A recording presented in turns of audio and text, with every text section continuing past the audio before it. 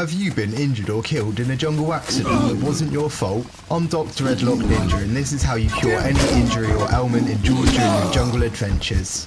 You don't need to play Green Hell for very long before you realise it's a game where everything is trying to kill you. You can't even take a sip of water without the risk of getting parasites. Disgusting. Ugh. You also risk contracting parasites if you eat with dirty hands or by eating uncooked meat. Parasites alone aren't going to kill you, but they will deplete your nutrient bars at a faster rate for every stack that you have, making it more likely that you'll starve to death if you don't have a good stockpile of food. The best way to avoid getting parasites is by drinking water collected from rainfall, and if you collect it from a river or puddle, make sure you boil it or filter it first. I'm sure this is good, right? Make sure you're washing yourself regularly, especially before eating anything, and this is also important so you don't get infected wounds, but we'll go into infections in more depth later in the video. Luckily, parasites are pretty easy to get rid of. You can just eat unknown mushroom 1, indigo blue leptonia, or as I like to call them, blue meanies, or guanabana fruits to remove the parasites. It's important that you pick the foods that you eat carefully. Obviously, eating spoiled food isn't a great idea. You also want to avoid eating all of the food currently on the screen now, all of which will end with you praying to the porcelain god. Except this is the jungle, there are no toilets, and if there were, they'd probably be trying to kill you too. Eating poison dart frog meat in any form will also give you food poisoning as well as drop your sanity bar down to 0. Although if you want to ascend this mortal round trip in absolute balls, it's possibly worth considering. You do you. When you have food poisoning, you will intermittently puke, losing the very nutrients you were trying to replenish, and you will continue to puke until you've either been cured or you die.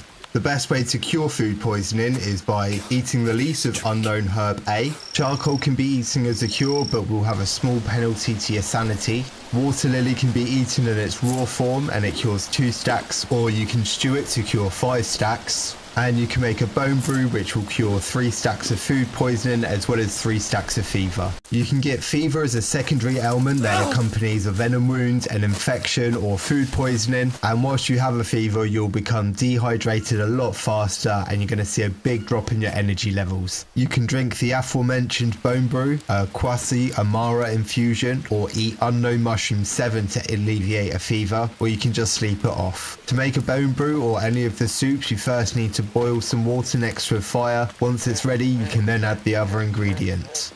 Next up is leeches. They're a fact of life living in the jungle. They can attach when walking through thick bush or when swimming, and they're more of an annoyance than anything else. Although whilst they are attached, your sanity bar will be slowly depleted. We'll cover the sanity bar in just a moment. Removing leeches is easy. You simply need to find them with the inspect tool, then click on them to remove them. Now picture this. You've woken up in the jungle with no equipment, you spent most of your energy making primitive tools and you've found a good spot to set up a camp. You then make the big brain move of eating some glow-in-the-dark mushrooms because, you know, there's no way that could possibly ever end badly, and miraculously, you're full of energy again. Why am I building this poxy little shelter, you think? I can vibe on these blue meanies whilst I build myself a mansion. And it's all going well until Insomnia starts to creep in. Insomnia can stack up to 6 times in every level, causes your energy bar to drop faster. It will also negatively affect your sanity bar. The only way to cure insomnia is by sleeping on a bed for 4 hours per stack of insomnia. It's not uncommon to pass out in the middle of whatever you're doing when you have insomnia, so make sure you're getting plenty of rest. Which brings us on to worms. If you don't sleep in a bed, you're going to get worms. They burrow under your skin and appear as these red lumps. Even if you do sleep in a bed, if it's low to the ground, there's still a chance of getting a worm. Personally, I can't bear the thought of having some insects living in my flesh, and it's no surprise they drain your sanity bar pretty rapidly. You will need to harvest a bone for bone needles to dig it out, and you will be left with a wound that will get infected if it's not treated with an ash or honey bandage. There are 5 types of bandages. The basic kind are made from crafted Molineria leaves just by themselves. You can then craft those with either lily leaves to act as an antihistamine,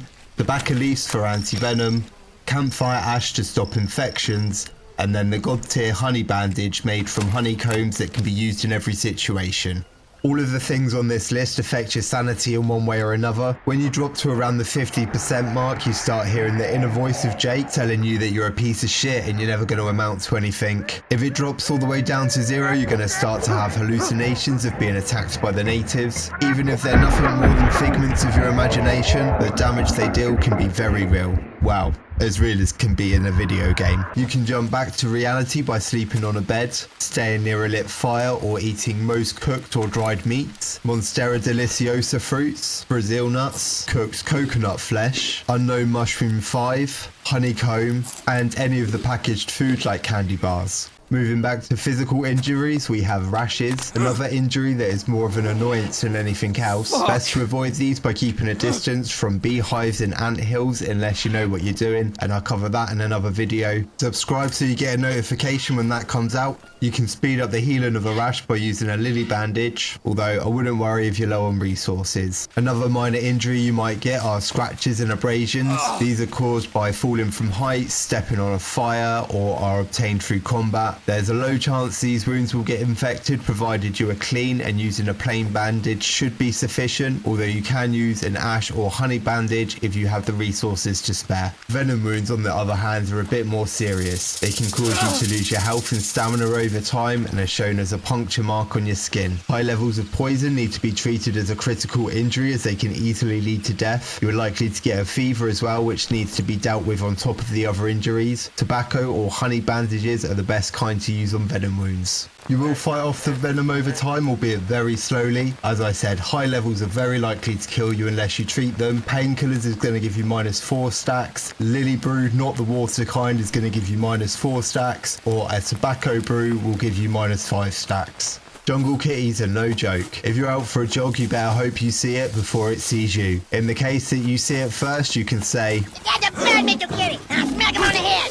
and you might just avoid injury. But if it sees you first, you're probably going to end up with a laceration. Lacerations can also be caused by fighting the natives or getting too close to the new anteaters, and they are a serious injury that needs to be dealt with ASAP.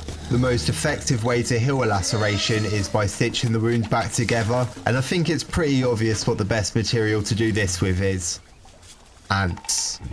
Yep, I mean, who doesn't reach for their ant farm when they have a life-threatening injury to heal? If you don't have any ants, you can bandage it up, but unless you use a honey or ash bandage, it will get infected. In fact, most of the wounds have a chance to get infected, which is also going to cause you to develop a fever. Making sure to use the correct bandages for each specific injury and always cleaning yourself before tending to wounds will reduce the risk of infection. If you already have an infection, these can be cured by allowing a maggot to eat away at the infected flesh.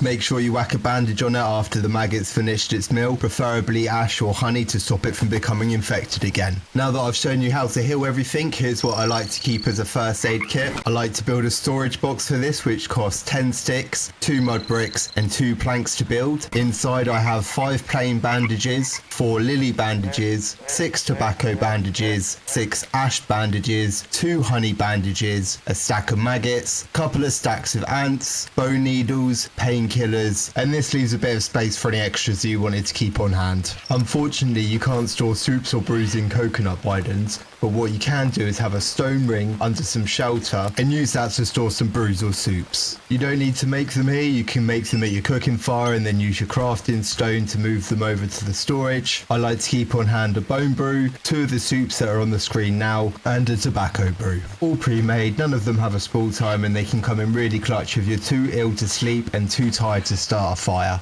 And then in my bag I carry 2 honey bandages, a stack of ants and some painkillers. If you don't have honey bandages, you should take at least 1 ash and 1 tobacco bandage, but you might as well take 2 of each as it takes up the same amount of space in your bag. If you want to see more green hell guides on this channel, give that subscribe button a little tap and like the video. Thanks for watching, and I'll catch you next time.